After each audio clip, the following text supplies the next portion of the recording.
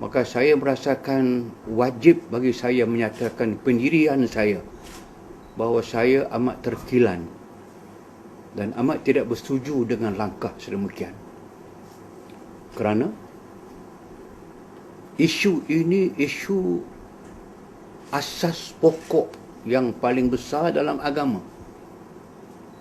Agama mana pun, tonggak yang paling besar ialah kepercayaan kepada Tuhan yang nak dia sembah.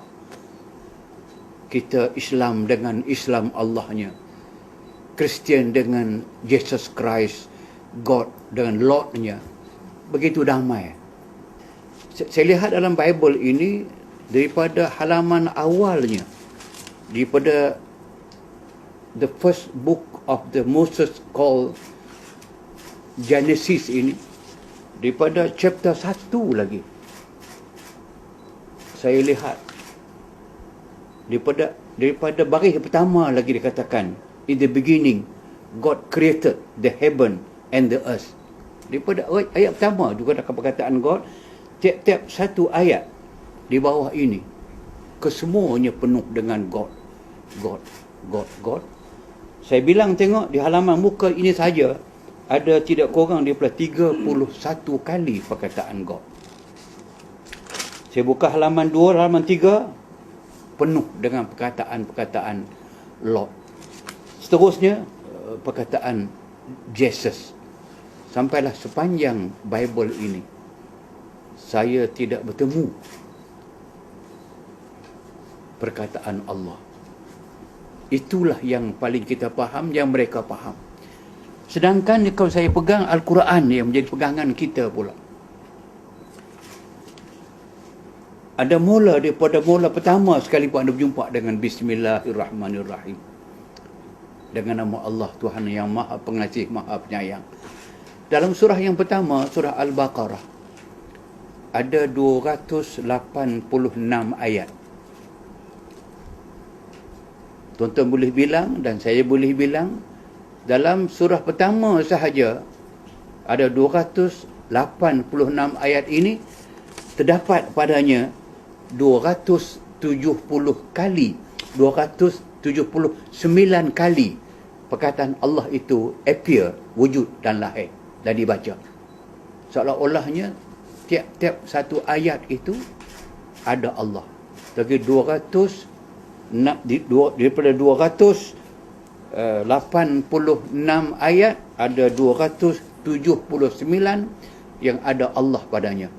Dan malah yang unik dalam Quran ini, satu surah nama surah Al-Mujadilah hanya ada 22 ayat. Tetapi sebutan Allah dalam seluruh surah ini ada sebanyak 34 kali perkataan Allah disebut. Ayat yang pertama ada 3 kali sebutan Allah. Ayat terakhir 22 ada sebanyak 4 kali sebutan Allah. Nak menyatakan bahawa anda bukalah Quran yang seperti ini, yang ada color, sebab kita sengaja buat bahawa ada Allah Ta'ala, Allah sahaja ditanda merah. Anda buka dengan mata yang tidak payah memilih dan sebagainya, tidak akan wujud satu halaman pun yang tidak ada merah dalamnya. Yang merah itu adalah nama Allah, nama Allah, sampai akhirnya ribu-ribu kali. Dan menjadi satu daripada amalan hidup Islam ini. Allah itu berada bersama dengan kita pada bila-bila masa, dan kita sebut Allah sentiasa. Nak makan bismillah, nak berjalan bismillah, nak tidur bismillah. Sampai orang lahir ke dunia pun kita sambut dengan azan nama Allah. Orang nak mati pun kita mengajar la ilaha illallah. Itulah yang menjadi amalan-amalan kita selama ini. Dan inilah yang menjadi kebanggaan kita. Iman kita kepada Allah Subhanahu Wa Taala tidak berpisah. Kalau inilah yang telah berlaku selama ini. Islam memulakan agamanya. Seorang yang nak meluk agama Islam, dia tidak sah Islamnya, melainkan kena sebut syahadah. dalam syahadah itu diterang, asyhadu alla ilaha illallah wa asyhadu anna muhammadar rasulullah. Saya bersaksi, saya mengaku bahawasanya tiada Tuhan yang disembah dengan sebenarnya melainkan Allah, dan Muhammad itu adalah Rasulullah.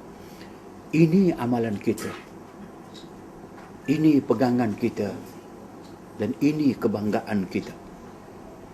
Dia tanda aras, benchmark, kriteria yang paling utama dalam Islam. Allah ini bukan Allah yang dipahami sebagai Allah yang ada anak, Allah yang ada sekutu.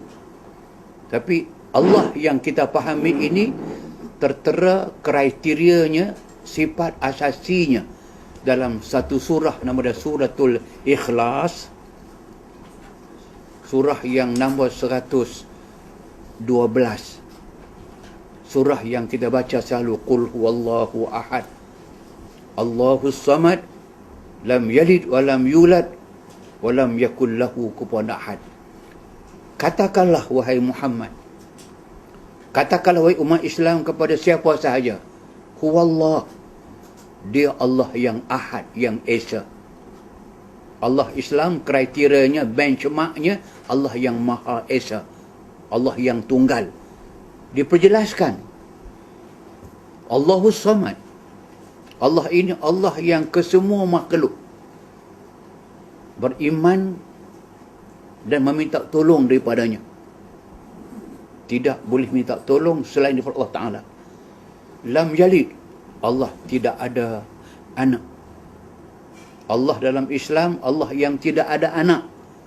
Walam yulad, Allah tidak ada bapa, tak diperanakkan. Ditutupkan dengan satu ayat yang cukup jelas, walam yakul lahu kufuwan ahad, Allah tidak ada sebarang bandingan dengannya, sebarang sekutu baginya. Dan diperjelaskan dengan satu ayat, laisa kamislihi syai', tidak ada satu pun yang boleh dibandingkan, disamakan, dianalogikan dengan Allah Subhanahu wa taala. Laisa kamitslihi syai', tidak ada satu bandingan pun. Allah Taala ini yang kita sembah. Kalau ini Allah, tiba-tiba nak dibenarkan kepada orang bukan Islam, khasnya orang Kristian, menggunakan Allah ini dalam, pada mulanya dalam penerbitan mereka. Bila ini berlulus, maka mungkin Allah Ta'ala ini memang tidak jauh pada saya, akan diletakkan dalam gereja-gereja Kristian. Yang kedua, mungkin atasnya Allah, bawahnya tergantung gambar Isa yang disalib. Atau di atas badan Isa sendiri sebagai anak Tuhan, the sons of God. Atau diletakkan di atas kayu salib itu Allah. Atau Allah dalam salib digantungkan pada Allah. Pada waktu ini amat tercemar nama Allah Subhanahu wa taala yang Allah Taala sebut dalam Islam secara jelas, yang dikatakan mattakhadallahu min walad wa ma kana ma'ahu min ilah idzan la dhahaba kullu ilahin bima khalaq wa la ala ba'dhum ala ba'. Subhanallahi amma yasifun. Allah tidak mengambil mana-mana makhluk sebagai anak dia. Allah menafikan dia ada anak, dia tidak mengambilkan sebagai anak. Allah menafikan wa ma kana ma'ahu min ilah, tidak ada sebarang Tuhan bersama Allah. Kalau ada Tuhan bersama Allah, Allah dua atau tiga, tu izan la dhahaba kullu ilah bima khalaq, tiap-tiap satu Tuhan ini akan melakukan apa yang dia nak. Pasti dia akan la'ala ba'duhum, dia akan cuba mengatasi lagi satu. So Allah lawan Allah, Tuhan lawan Tuhan. La'ala ba'duhum, mereka akan cuba meninggikan satu sama lain, tunjuk kehebatan masing-masing. Kalau itu berlaku nanti, apa jadi alam ini?